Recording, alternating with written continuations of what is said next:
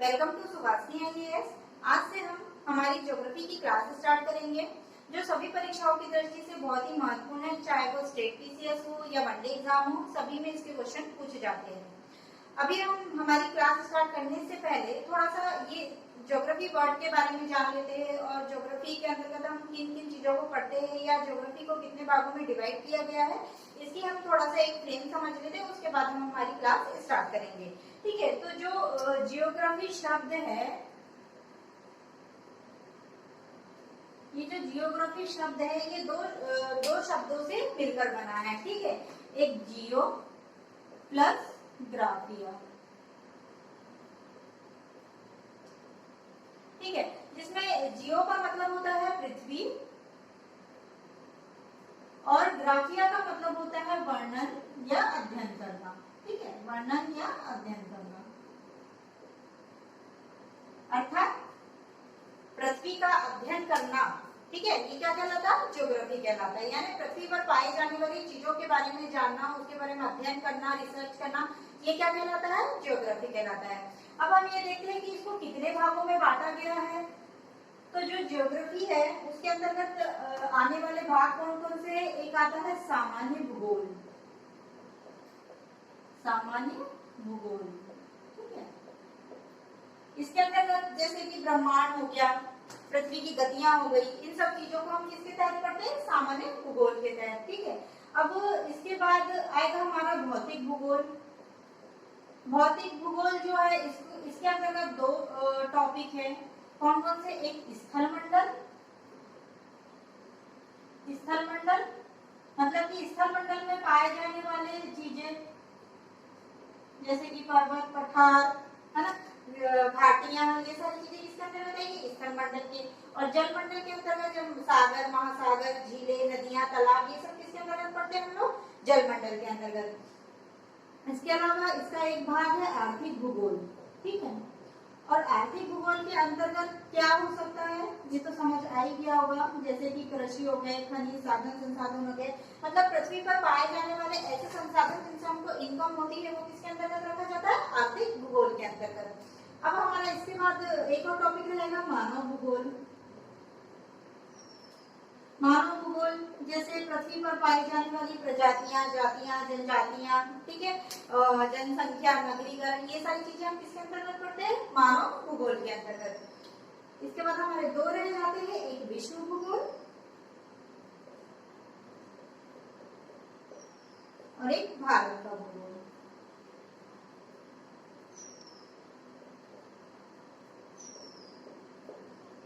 विश्व भूगोल के अंतर्गत जितने भी हमारे महाद्वीप है उनके बारे में पढ़ेंगे, उनके अंतर्गत मतलब उनके अंतर्गत आने वाले जितने भी देश है बड़े बड़े, उनके बारे में पढ़ेंगे, उनकी क्या विशेषता है उनके बारे में पढ़ेंगे, वहाँ कौन सी चीजें पाई जाती है, कौन से खनिज साधन संसाधन पाए जाते हैं, किस चीज की कृषि होती है, यानी कि महाद्वीपों का हम विस्तृत अध्ययन करते हैं। और भारत के भूगोल के अंतर्गत हम संपूर्ण भारत का अध्ययन करते हैं। तो सबसे पहले हम यही स्टार्ट करेंगे, भारत का भूगोल। ठीक है, सबसे पहले हम क्या स्टार्ट करेंगे? आज भारत का भूगोल। ये देख लो आप फ्रेमिंग, इसको थोड़ा सा देख लेना, वैसे तो बहुत जरूरी नहीं है, लेकिन फिर भी जब ज्योग्राफी हम पढ़ने जा रहे हो तो इसकी जानकारी हमको होनी चाहिए।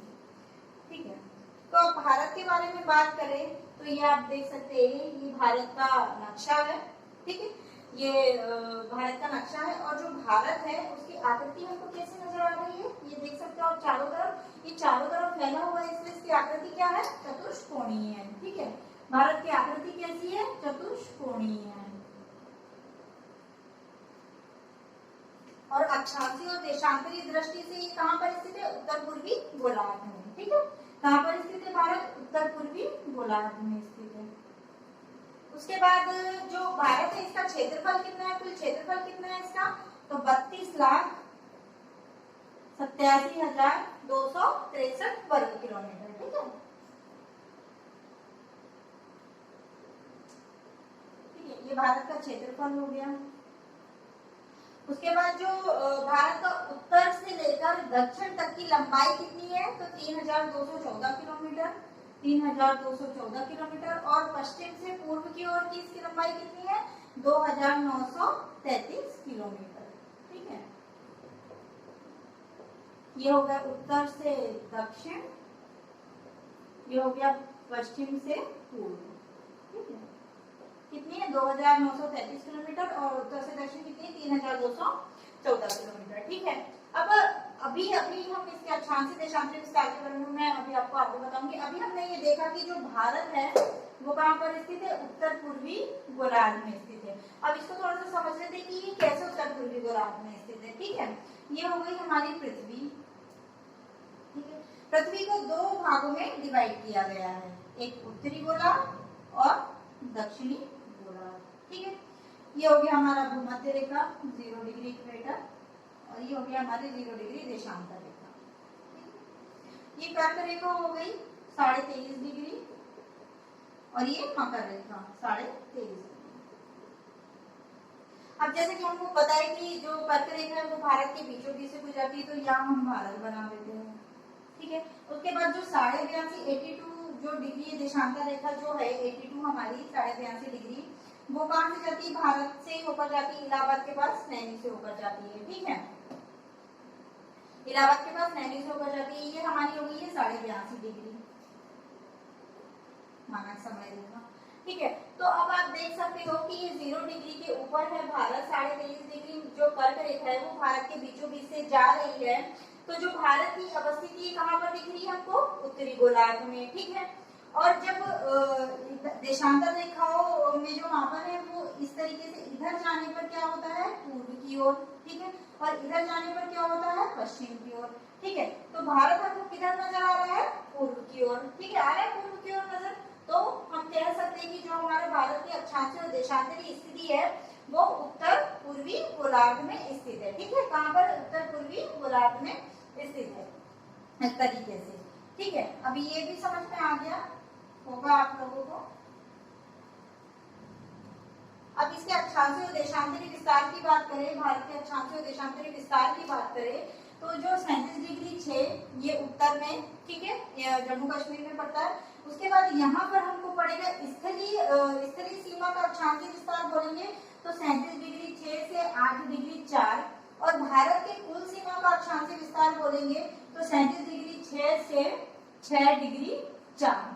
ठीक है, ये यहाँ पर मिलेगा हमको। ठीक है, और स्थलीय सीमा की बात करेंगे तो 8 डिग्री 4 हमको यहाँ कन्याकुमारी के पास मिलेगा, तमिलनाडु में कन्याकुमारी के पास मिलेगा। ठीक है, अब इसके देशांतरीय विस्तार की बात करें तो 68 डिग्री 7 इसका देशांतरीय विस्तार, और यहाँ पर इसका 95 डिग्री 25 पूर्वी देशांतर हो जाएगा इसका। ठीक है, ये हो गया अक्षांशीय और देशांतरीय विस्तार। अब इसके उत्तरतम बिंदु की बात करें तो इसके सबसे उत्तर में स्थित बिंदु है हमारा क्या है, इंदिरा कॉल। कहाँ पर स्थित है, जम्मू कश्मीर में। ठीक है, उत्तरतम बिंदु क्या है इसका,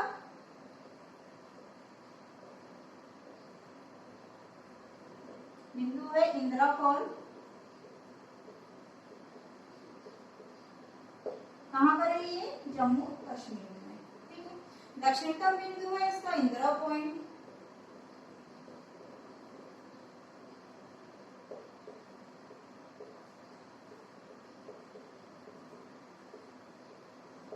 ठीक है, दक्षिणतम बिंदु क्या है इसका, इंदिरा पॉइंट। ये देख सकते हो आप, ये यहाँ पर कहाँ पर स्थित है, ग्रेट निकोबार में, अंडमान निकोबार द्वीप समूह में। ठीक है, पश्चिमतम इसका बिंदु है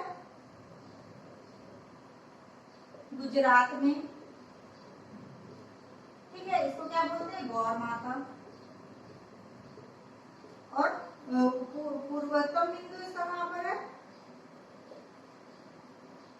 अरुणाचल प्रदेश में। ठीक है, इसको क्या कहा जाता है, किबिदू। ये हो गया हमारा इसका चारों बिंदु, उत्तरतम बिंदु इंदिरा कॉल जम्मू कश्मीर, दक्षिणतम बिंदु इंदिरा पॉइंट ग्रेट निकोबार, पश्चिमतम बिंदु गौर माता गुजरात, और पूर्वोत्तम बिंदु अरुणाचल प्रदेश की बिंदु। ठीक है, ये हो गया। अब इसमें आगे देखें, अब आप लोग ये भारत के मैप को देखें।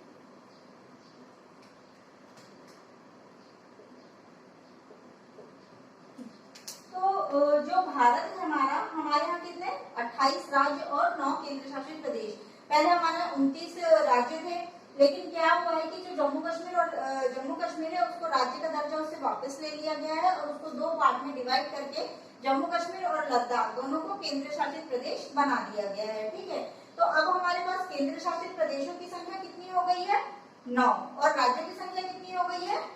28। ठीक है, तो जो ये लद्दाख, जम्मू कश्मीर, चंडीगढ़, दिल्ली, दमन दीव, दादर नगर हवेली, ठीक है, और ये जो पांडिचेरी है वो, और अंडमान निकोबार और लक्षद्वीप, ये कुल हमारे पास कितने केंद्र शासित प्रदेश हो गए हैं? 9 केंद्र शासित प्रदेश, जिसमें से जो पांडिचेरी है वो 3 राज्यों में फैला हुआ है। पांडिचेरी केंद्र शासित प्रदेश एक ऐसा है जो 3 राज्यों में फैला हुआ है। कहाँ कहाँ पर देख सकते हो आप, यहाँ केरल में है माहे, ठीक है, ये केरल में है माहे, ये पांडिचेरी का ही हिस्सा है, और आंध्र प्रदेश में है यमन, कराईकल का है तमिलनाडु में, और जो मुख्य है वो पांडिचेरी, वो कहाँ पर है? आंध्र प्रदेश और तमिलनाडु की सीमा पर ये स्थित है। जो पांडिचेरी है मुख्य वो कहाँ पर स्थित है? आंध्र प्रदेश और तमिलनाडु की सीमा पर स्थित है। ठीक है, अब हमारे राज्य देखें हम भारत के, तो जो राज्य है कौन कौन से हैं? पंजाब, हिमाचल प्रदेश, ठीक है, हरियाणा, उत्तराखंड, राजस्थान, गुजरात, मध्य प्रदेश, उत्तर प्रदेश, बिहार, झारखंड, पश्चिम बंगाल, छत्तीसगढ़, उड़ीसा, महाराष्ट्र, गोवा, तेलंगाना, आंध्र प्रदेश, कर्नाटक, केरल, तमिलनाडु, उसके बाद आप इधर देखो सिक्किम, असम, अरुणाचल प्रदेश, नागालैंड, मणिपुर, मिजोरम, त्रिपुरा और मेघालय। ठीक है, ये हमारे हो गए कुल 28 राज्य। अब हम ये देखते हैं कि भारत से कितने देश है जो सीमा लगाते हैं। ठीक है, तो इधर आप देख सकते हो ये पाकिस्तान हमारे भारत से सीमा लगा रहा है। उसके बाद अफगानिस्तान, उसके बाद कौन है? चीन है, फिर नेपाल है, भूटान है। ठीक है, ये जो देश है म्यांमार, बांग्लादेश। ठीक है, तो इधर आप देख सकते हो 7 देश है, पाकिस्तान, अफगानिस्तान, चीन, नेपाल, भूटान, म्यांमार और बांग्लादेश। ये 7 ऐसे देश है जो भारत से स्थलीय सीमा लगाते हैं। ठीक है, उसके अलावा 2 देश और है जो भारत से जलीय सीमा लगाते हैं, वो है एक मालदीव और श्रीलंका। ये क्या है? ये भारत से जलीय सीमा लगाते हैं, यानी कि भारत से कुल 9 देश है जो सीमा लगाते हैं, जिसमें से 2 जलीय सीमा और 7 स्थलीय सीमा लगाते हैं। ठीक है, अब ये हमारा हो गया कि भारत से कौन कौन से। अब सबसे ज्यादा सीमा कौन लगाता है, तो इसके एक ट्रिक है, थोड़ा सा आप उसको देख लेना। ऐसे बचपन में भूल लिख देना, बचपन में भूल। ठीक है, तो इससे आपको ये समझ में आ जाएगा कि सबसे ज्यादा सीमा कौन लगाता है। तो सबसे ज्यादा सीमा कौन लगा रहा है? बांग्लादेश, फिर लगा रहा है चीन, ठीक, फिर लगा रहा है पाकिस्तान, इसके बाद लग रही है नेपाल, फिर ये माँ का क्या लग रहा है? म्यांमार, भू का भूटान, और एल का यहाँ पे हम मान लेते हैं, तो अफगानिस्तान।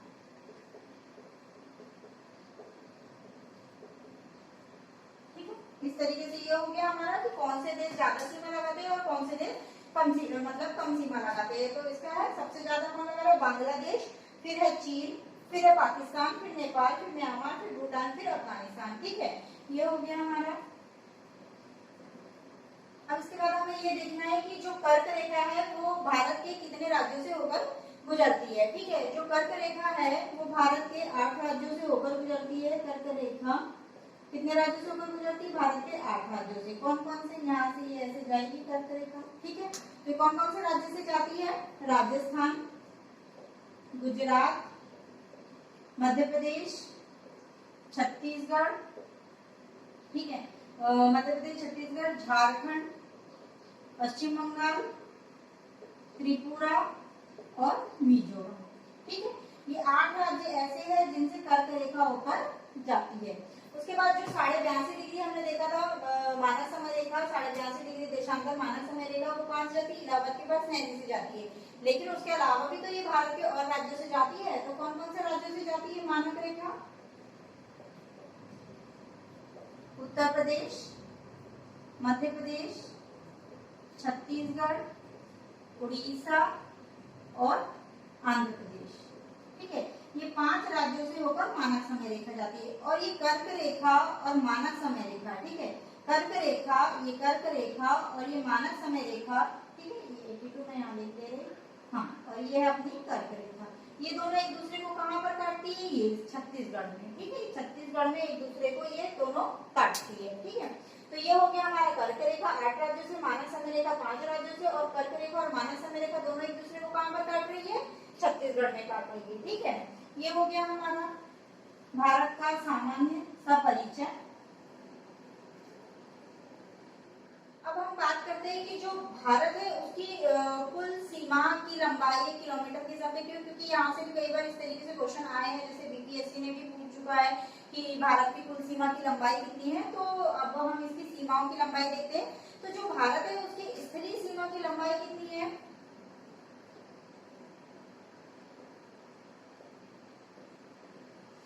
ठीक है, ये सिर्फ स्थल की बात कर रहा है। ठीक है, भारत की स्थलीय सीमा की लंबाई कितनी है, तो 15,200 किलोमीटर। ठीक है, स्थलीय सीमा की लंबाई कितनी है, 15,200 किलोमीटर। और तटीय सीमा की लंबाई कितनी है, तटीय सीमा, ठीक है, इसकी लंबाई कितनी है, 6100 किलोमीटर। सिर्फ इसकी बात कर रहा है, ये तटीय सीमा, सिर्फ इस तटीय सीमा की बात कर रहा है, तो कितनी है, 6100 किलोमीटर। ठीक है, उसके बाद द्वीपों समेत, मतलब अब इनके भी तो तट है ना, लक्षद्वीप और अंडमान निकोबार, इनके भी तो तट है ना। तो अब ये तटीय सीमा प्लस ये द्वीपों की तटीय सीमा, ये मिला के कितनी है, 7,516.6 किलोमीटर, ऐसी कुछ, हाँ 7,516.6 किलोमीटर। ठीक है, तो कुल तटीय सीमा की बात करें, कुल तटीय सीमा